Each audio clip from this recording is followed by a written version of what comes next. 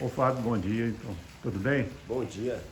Bom, obrigado por receber aqui na fazenda Santa Maria do Monjolim, é isso? Isso, Fazenda Santa Maria do Monjolinho. A gente que agradece a visita, é um prazer recebê-lo aqui. Opa. Primeiramente, eu queria saber, e esse nome? Porque tem a ver realmente com a peça lá do Monjolo, aquela coisa toda? Essa é uma dúvida muito comum aqui, né? Exato. Por ser uma peça antiga, né? O monjolo, uma moenda antiga. Isso. Mas na verdade, Fazenda Santa Maria do Monjolinho tem a ver com o principal rio da cidade de São Carlos, que é o Rio Monjolinho, que passa dentro aqui da fazenda. E é pô, por então, isso Fazenda Santa Maria do então Monjolinho. tem a ver com o rio, não com o Monjolo exatamente. Exato, tem a ver com o rio. Certo. Mas qual é a história dessa fazenda aqui? De quando que ela surgiu, os proprietários, como que é? Essa fazenda ela é de 1850. A primeira família que veio para cá foi a família Camargo. José Inácio de Almeida Camargo veio para cá. Depois, os filhos continuaram o trabalho aqui na fazenda com o cultivo de café. Foi no ciclo do café, né, quando o café era o principal produto que movimentava a economia do Brasil. Então ele veio para cá, trabalhou com o café aqui até 1904. Então nesse período aí teve bastante coisa que mudou a história do país, né? A mão de obra da fazenda nessa época era toda escravizada. Depois veio a abolição da escravatura, a proclamação da República e a fazenda acabou sendo vendida para a família Souza Campos. Em 1904, Cândido Souza Campos foi quem comprou a fazenda e até hoje é a família dele quem administra a fazenda e vive aqui. Nesse casarão que a gente vai entrar, vive o neto do Cândido Souza Campos, tem 92 anos. Ah, ele é vivo então, vivo, é de São Carlos mesmo. Isso mesmo. Eles eram de Campinas, depois vieram para cá. E aí o Décio foi quem estabeleceu residência aqui na fazenda e os irmãos, juntos, né, eles administram a propriedade. Certo. Aqui também é aberto ao turismo? Nosso principal trabalho com turismos é o turismo pedagógico, né? São escolas do estado de São Paulo inteiro que vêm para cá para estudar esse período do ciclo do café dentro de uma fazenda que pertence a esse contexto. Então, nosso principal trabalho com turismo é esse. Mas a gente também disponibiliza algumas datas para abrir as porteiras, né, da fazenda para receber as pessoas que são interessadas nesse contexto histórico. Ah, entendi. Então, se a pessoa tiver alguém que estiver interessado, pode entrar em contato. Com certeza. E aí pode fazer um agendamento. Pode entrar em contato, agenda com a gente e aí pode vir. E a gente também faz alguns eventos, então tem o almoço na fazenda, tem festa junina, e de vez em quando a gente vai divulgando também os eventos na fazenda para o pessoal vir para cá e curtir um pouquinho do que tem aqui. Ah, legal. E gostaria de passar algum contato, site, telefone? Olha, no Instagram da fazenda tem lá o link com os nossos contatos para agendamento e tudo. Tá bom. @ Fazenda Santa Maria do Monjolinho. Santa Maria do Monjolim, lá no Instagram. Tá lá. Bom, aqui logo na entrada Aqui é a casa principal, o Fábio? Isso, aqui é a sede da fazenda. Essa aqui seria uma sala de entrada da casa. É curioso encontrar, né, um sobrado como esse numa fazenda, mas a história dessa casa é interessante, que foram os irmãos Camargo, esses dois aqui da foto, que estavam em busca de um título de nobreza. Eles queriam se tornar barões e para isso aproveitaram uma passagem de Dom Pedro II pela cidade de São Carlos e combinaram ali um acordo por um título de nobreza para eles se tornarem barões. São Carlos já tinha o Conde do Pinhal, tinha o Visconde da Cunha Bueno, e eles que tinham uma fazenda como essa, plantando café, eles queriam também um título de nobreza. Para isso, construíram uma série de benfeitorias na fazenda, então tem lá uma estação de trem na fazenda, tem toda uma estrutura para produção de café e ostentaram a riqueza também de construir a cópia de um palacete italiano dentro da sua fazenda.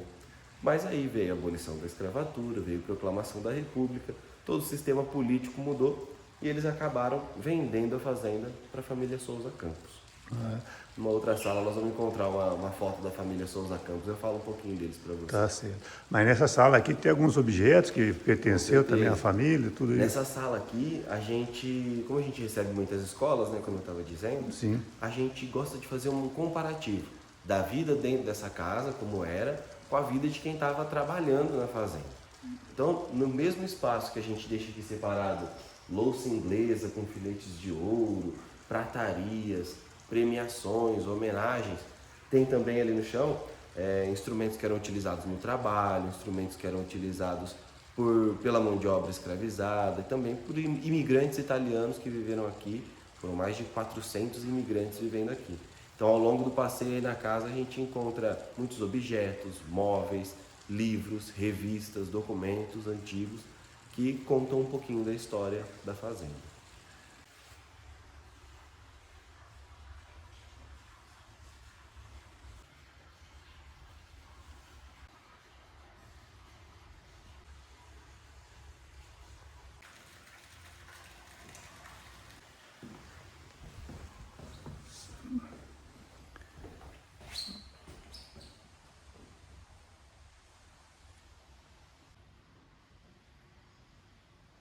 E essa sala aqui, ô Fábio? Bom, essa aqui é a antessala da biblioteca, a gente chama ela de sala rosa. É a sala da casa que a gente, aqui na fazenda, a gente acha a mais bonita da casa, porque ela mantém ainda a pintura original desde 1889, quando essa casa foi construída. Tá? Então a gente gosta muito dessa sala aqui por conta disso. E aqui do lado tem uma foto da família Souza Campos. Então tem o Cândido Souza Campos, a Zuleika, o filho mais velho dele, que é o Candim, e um irmão do Cândido, que no governo de Eurico Gaspar Dutra foi ministro da Saúde e ministro da Educação. Ele é um dos fundadores da USP aqui no Brasil. Foi engenheiro, médico, fez uma especialização nos Estados Unidos e quando volta de lá é convidado para ser ministro e participa da fundação da USP e de mais de 34 instituições entre hospitais e universidades. Era o professor Ernesto Souza Campos.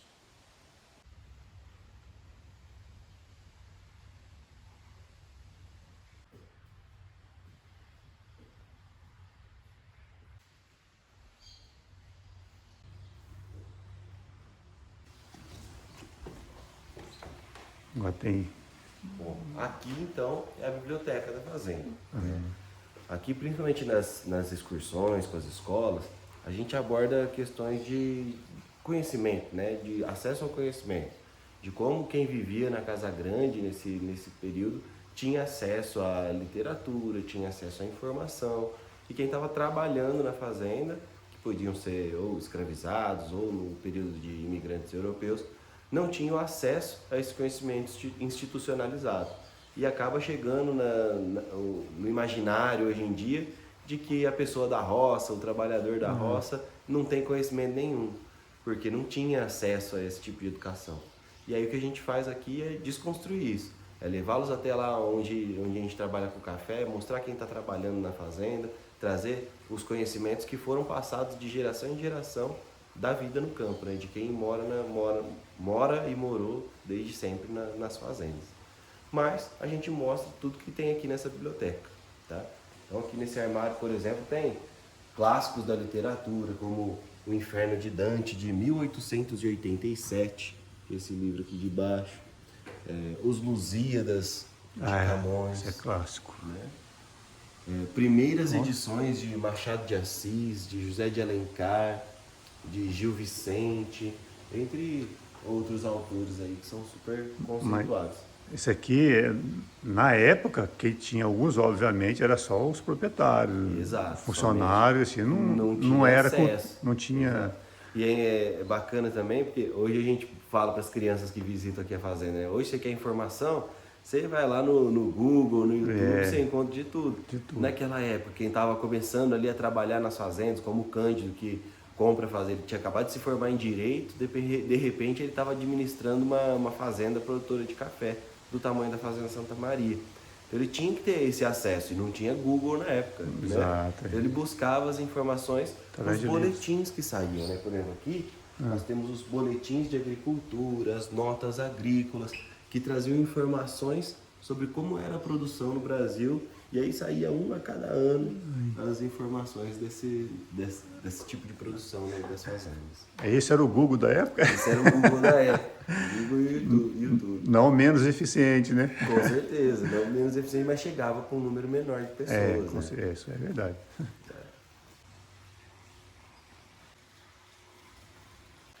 Separei esse livro aqui para te mostrar, que é um livro editado pela UFSCar, foi um livro de comemoração dos 150 anos da cidade de São Carlos.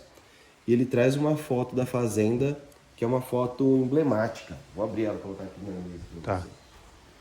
É uma foto de todos os imigrantes italianos que estavam trabalhando aqui na fazenda em 1909.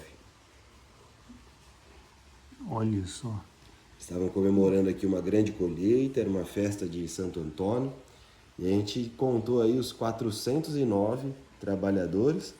O Cândido estava aqui na janelinha, aqui em cima. E a Zuleika, a esposa dele, também estava na janela, mas deu um azar que a folha da palmeira ficou na frente da cara dela. Eles eram os proprietários, então. Eles já eram proprietários nessa época. Olha quanta gente, né? Isso daí é uma raridade, né? Um valor incrível, né? Para a história, né? da fazenda. A gente sempre fala, né, que foto dos proprietários, foto de um filho que nasceu, de um filho que se formou, a gente encontra muito.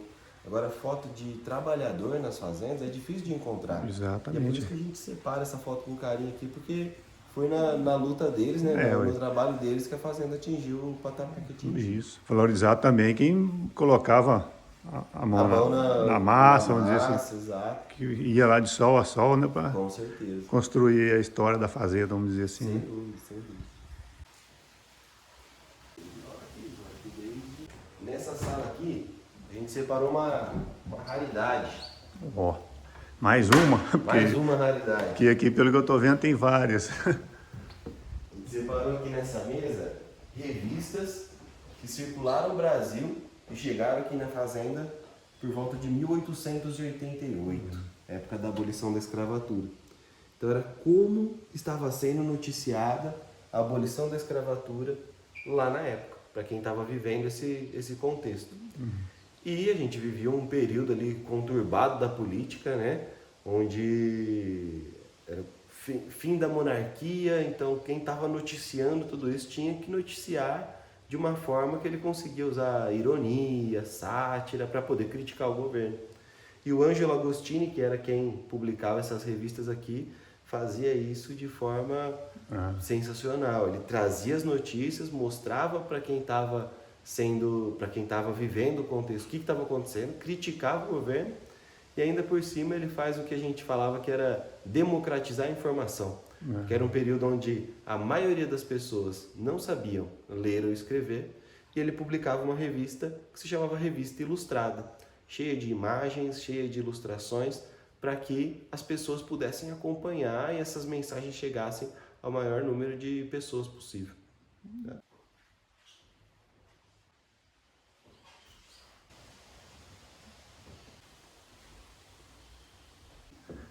É cômodo que não acaba mais. Não acaba mais, né? A casa são 34 cômodos, são 10 quartos na casa. A gente sempre fala que entre portas e janelas são 97 espaços. Então, para abrir a casa de manhã tem que chegar e passar uma horinha só abrindo janela. Veja bem, é porque tem a parte do tem o piso inferior, né, e o piso superior. A parte de baixo é onde a gente consegue visitar, é aberto como um museu da fazenda. E a parte de cima ainda é residência, onde vive o Dr. Décio Luiz Malta Campos, tem 92 anos, com a esposa dele, a dona Carmen, que tem 90 anos, recém-completados. E aqui então? Aqui então a gente tem uma série de objetos da época, desde lamparinas, lampiões, telefones, até o gramofone, que é esse aparelho aqui, o primeiro aparelho a reproduzir músicas gravadas em disco no mundo. Esse aqui é um aparelho de 1905 e o curioso é que ele funciona ainda e eu vou colocar uma música aqui no gramofone para vocês. Essa vai ser da hora. Então aqui ó, ele está travado, já coloquei um disco de um maestro chamado Patápio Silva, a música se chama Margarida. E aí a gente tem que girar um pouquinho a manivela, vou girar um pouquinho porque eu já girei bastante antes de vocês chegarem. É no tranco mesmo, no tranco, né? Não tinha energia elétrica não. Olha isso. Soltou aqui, ó. Tipo, dá uma corda, né? Como o relógio. Tensionou uma mola ali. É? Girou a manivela, tensiona uma mola, uma espiral de aço. Aí você solta a trava, ele quer voltar ao tamanho original dele, faz a plataforma rodar. E coloca. Reproduzir a música que está gravada aqui no disco. Então vamos lá. Vamos lá.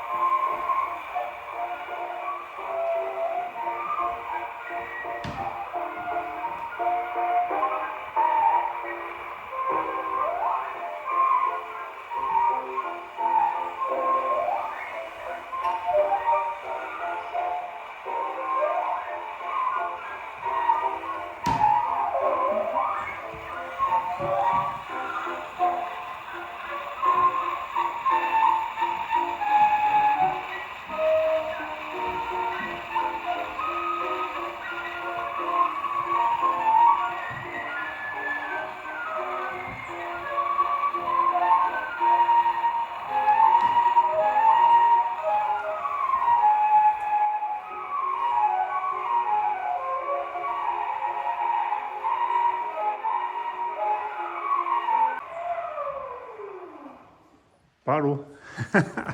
Não, mas isso daqui é uma raridade, assim, É muito bacana. tem Gramofone a preço. gente encontra em muitos lugares. Agora, É, encontrar um gramofone funcionando É. aí, com disco, com tudo. Que não é o disco de vinil, né? Era um disco de cera. Um disco de cera de carnaúba ou de goma laca, dependendo de quem estava fabricando.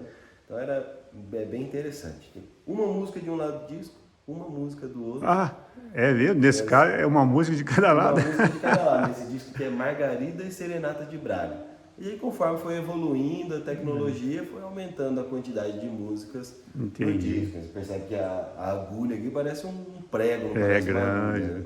Ah, Por isso que ela mas. corria rápido no disco. E funcionava, né? E funcionava. Ah, é. E aí eu Imagina. fico imaginando, na época, né, como que as pessoas tratavam isso, como que as pessoas lidavam com isso, porque até então não tinha, né? Ah, é, ué, De ficava repente, você vê abismado, né? a gente sempre fala que é uma orquestra dentro de uma caixinha. É isso. Então vamos lá, aqui nós temos um conjunto de móveis que é um conjunto de uma cadeira namoradeira. A ideia é o quê? Que quando o filho ou a filha do fazendeiro trazia seu pretendente para cá, para apresentar para os pais, eles iam se sentar nessa cadeira. Porque aí um se senta aqui, o outro se senta lá, fica um de frente para o outro, fica tranquilo para conversar, para namorar, para dar a mãozinha aqui no meio, mas o pai sentava de um lado e a mãe sentava do outro. Tinha que ser, né? E não tinha energia elétrica na época. Ah, Então era ficava o lamparina. pai segurando uma velhinha, a mãe segurando a outra. E daí surge aquela velha expressão que tá segurando vela pro casal. Calma, mas foi aí que surgiu aquela famosa expressão de segurar a vela? Na minha história não sei se é verdade. Ah, bom. Quando eu conto aqui eu falo assim. Mas faz sentido, né? Faz sentido. Que show, maravilha.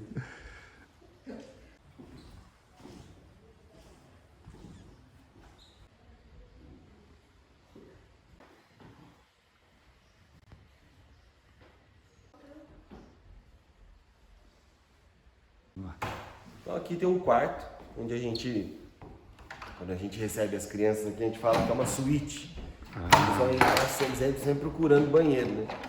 Só que nessa época as casas não tinham água encanada ainda. Então não tinha banheiro. Então quando eles entram aqui procurando banheiro, a gente mostra para eles que o banheiro, na verdade, é um conjunto de higiene. Certo. Aqui tem uma parte do conjunto de higiene, com urinol, com bacia e jarra maior aqui para se lavar, né, antes de dormir. E lá do outro lado, na penteadeira, tem um conjunto de higiene que é o lavatório, e entre outras peças. Essa era a suíte da época. Essa era a suíte da época. Legal, hein?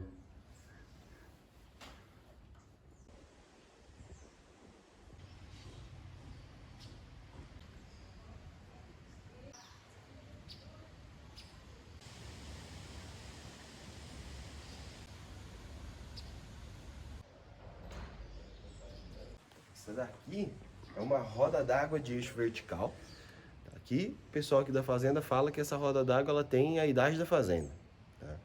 E é interessante que a forma de construção dela, a forma de trabalho com a madeira, remete a um tempo bem antigo mesmo. E ela servia para movimentar uma moenda de milho para fazer farinha do milho, né? Para fazer fubá. Fazer o fubá, né? E era todo em madeira, né? Era toda em madeira e a moenda era aquela famosa pedra-mó. Uma né? pedra sobre pedra. Uma pedra fixa e outra Isso. pedra que gira É. em cima dela e o atrito entre as pedras que vai triturando o milho e fazendo fubá. Ainda hoje ainda consigo encontrar aí nas Sim, roças. O pessoal aí- ainda trabalha. Pouco, Imagino. mas ainda Essas tem. andanças aí deve achar bastante coisa assim, né? É uma relíquia, viu? Que bacana. Tá que bacana. acabando, né? Mas ainda tem ainda. Com certeza.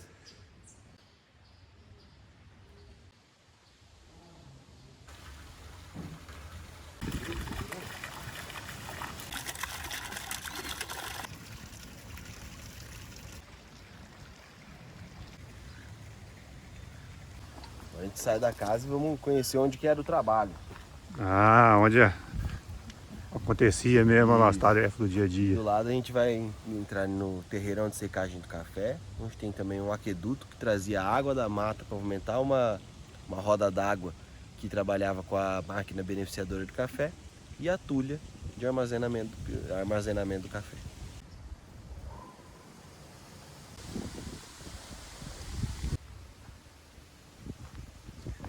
Isso. E aqui, que a gente tem que imaginar lá no passado esse terreiro forrado de café, 400 italianos trabalhando aqui e gerando muita riqueza para a fazenda, né? Porque era um período onde o café era grande economia e é muito bacana, né? De ver, de sentir isso e de entender que aqui era o terreiro de secagem de café. Ali ao lado naquela porta era a tulha de armazenamento e aqui nessa janela era a casa de máquinas, onde lá dentro tem uma máquina beneficiadora de café que funcionava com a energia que vinha de uma roda d'água, que era tocada com a água que vinha desse aqueduto aqui, que era uma construção que vem aí de origem romana, mas que tinha aqui na fazenda, trazendo a água do córrego que nasce aqui na fazenda, que era o coração da fazenda, era a água, né? Então o córrego era desviado, trazia a água aqui para esse aqueduto e movimentava a roda d'água para benefício do café, né? Descascar o café, separar o café e ensacar o café. ou seja, era, como em todas as roças, as fazendas, antigamente é tudo movido a água praticamente. Né? A água era, além de o rio aqui, além de abastecer as casas, né, era o que movimentava grande parte da produção. Então tinha canal de água que trazia água do tanque de lavagem para o terreiro, tinha canal de água que levava água, o café para diversos pontos da fazenda. A água era um dos trabalhadores da fazenda era a água. O curioso que eu percebi que aqui esse terreiro é feito de tijolo. É só no tijolo? Esse terreiro aqui ele era revestido com essa camada de tijolo. É curioso, né? Principalmente a gente falando direto, mas a gente recebe muitas crianças, quando fala terreiro, eles já imaginam um espaço de terra. De terra, né? E geralmente o terreiro era, né? Um espaço de terra batida. Mas conforme foi avançando a tecnologia, vamos falar dessa forma, perceberam que se revestisse o terreiro com uma camada de tijolo como essa, além de não pegar a umidade do solo, o café, ele secava de uma forma mais uniforme, porque o tijolo ele esquentava com o sol também. Então ele ajudava o café a secar, a fermentar aí de uma forma mais uniforme. Essa é a tulha, né? Aqui é a tulha, é o armazenamento do café, né? Essa carriolinha aqui era utilizada desde a época lá da imigração italiana aqui na fazenda. Você percebe que era uma carriola que ela tinha, a parte do fundo dela era toda furadinha, como se fosse uma peneira, porque era a água que trazia o café para o terreiro. Então quando esse café era recepcionado ali na saída das comportinhas ali da água, o café vinha com a água. Então quando ele caía dentro do carrinho, a água escorria numa grade que tem lá embaixo e o café ficava dentro do carrinho para depois ser espalhado no terreiro e ficar exposto ao sol. Secou o café, é hora de armazenar aqui na tulha. Vou abrir ela ali para mostrar para vocês como que era isso aí. Quando eu entrava aqui, diferente do lado lá da casa de máquinas, que é no nível de baixo aqui, ela estava na altura do terreiro. Então ela tinha uma passarela por onde vinha com os carrinhos, carregando café, e despejava esse café em compartimentos para armazenamento do café. Que ele fica elevado do solo para não pegar a umidade, é todo revestido de madeira. E a tulha era um espaço bem seco, né? Então era um lugar que era muito propenso a ter incêndio, então tinha que ter muito cuidado com a tulha. Isso.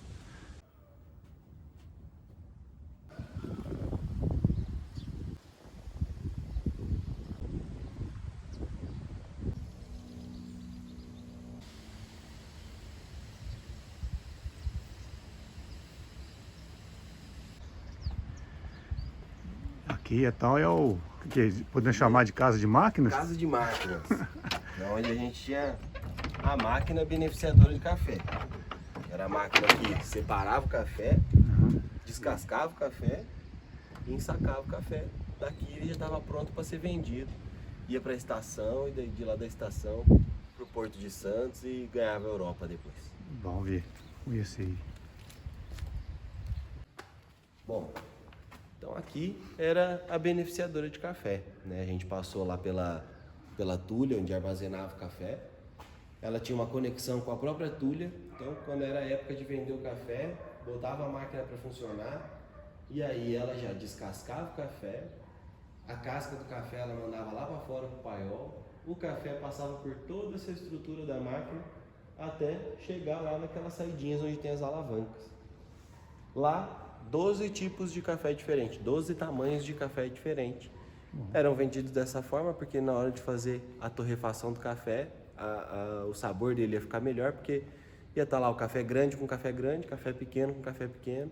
Então você não ia torrar o grande com o pequeno, e aí o pequenininho ia torrar muito mais do que o grande.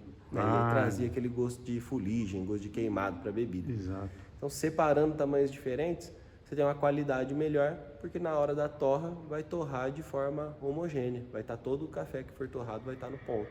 E aí então vai dar um sabor mais agradável para a bebida.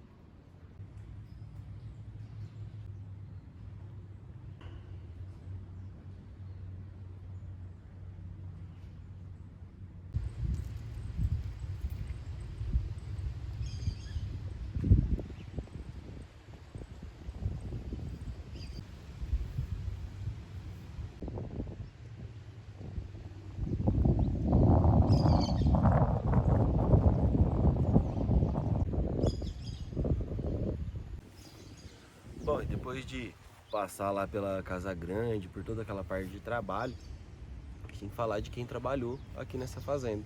Então aqui a gente tem uma parada que é sempre certa com os visitantes aqui, que é para falar dessa estrutura que foi uma antiga senzala inicialmente, mas com a vinda de imigrantes europeus, né, os imigrantes italianos, ela foi transformada numa colônia. Mas aqui é uma das poucas fazendas que mantém ainda uma senzala externa em pé. A grande maioria das senzalas das fazendas acabou sendo destruída. Aqui a gente ainda mantém viva essa senzala como em respeito à memória de quem foi escravizado e também à memória dos italianos que passaram por aqui e adaptaram esse espaço de vivência, transformando essa senzala numa colônia. Então a gente imagina que originalmente ela não tinha esse monte de portinha e janela que a gente vê hoje. A gente imagina que ela era um espaço todo fechado, tinha somente 2 portas, a gente tem ainda vestígios dessas 2 portas, mas com o passar dos anos ali na fazenda e com a vinda dos imigrantes italianos, ela acabou sendo adaptada como uma colônia de imigrantes italianos. Então hoje cada portinha e janela dessa que a gente vê era a casa de uma família de imigrantes italianos que trabalhou na fazenda.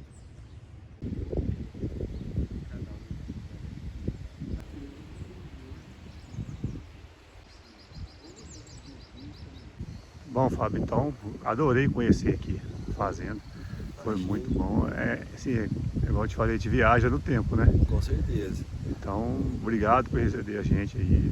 Imagina, a gente que agradece, fica feliz de recebê-lo aqui e poder mostrar um pouquinho da fazenda aí para mais pessoas, para tentar chegar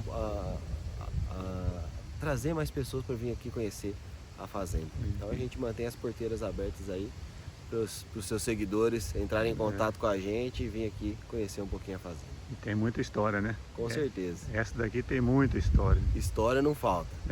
E beleza também, né? Com certeza. A fazenda ela é convidativa para a gente contemplar a beleza da natureza, da arquitetura da fazenda e também da história, que é a nossa história, né? A história do nosso povo.